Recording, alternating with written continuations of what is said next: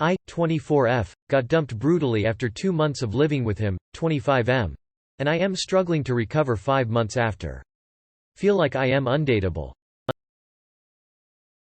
We were together for a year before moving in together. My roommate was moving and the lease was almost up and I couldn't find another roommate soon enough, so I moved in with him. He's great, honestly. Even with how hurt and upset this has left me, I can't really find anything bad about him except his bluntness. But he's not American and just more direct culturally. Anyways, 2 months in he sits me down and tells me he's breaking up with me and I should start looking for a new place. He gave me 30 days. It's just not working, he said. Honestly, it caught me off guard because I was loving living with him and thought he felt the same. So I pressed for why and he just unloaded. Not in an angry way, but you could tell it was a buildup. All his reasons basically make me sound undateable. I didn't think I was that bad of a partner, honestly. So I asked him why he didn't consider working on it, because almost all the things he listed I could improve on. So he goes, I am not going to spend my best years parenting a grown woman. I didn't expect a 24-year-old to be like this, honestly. Like, how TF do I come back from that? It's been 5 months since then and I am just stuck. I saw him in town with a girl the other day and just cried the whole night. How TF do I get both over him and what he said to me? TLDR, got dumped pretty brutally. Still struggling. Any advice? What exactly did he say?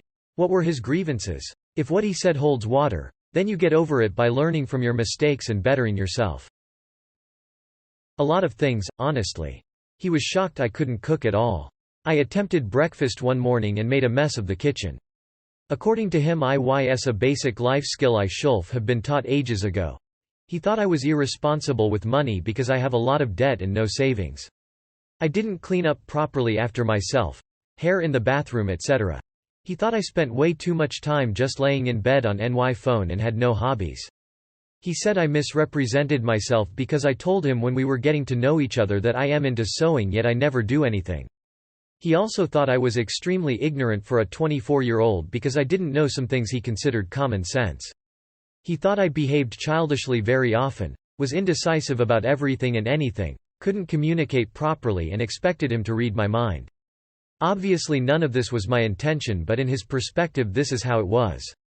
I have gotten this complaint by a few other exes, so might be true, it's a long list, but I think there were also other things I can't remember at the moment. I say this with love, but I honestly don't think you should try and focus on getting over what he said. I think addressing it full on will help you in the long run and will also give you the added bonus of focusing on yourself for the time being, which might make it easier to move on from this relationship. I know what your ex said was really hard to hear, especially because you loved him so much and didn't see any of it coming. But you're not a lost cause, you're not undateable.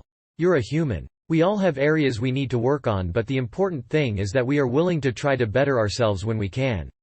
You said others have made the same complaint about your communication, so I'd start there because this seems to be a recurring challenge for you.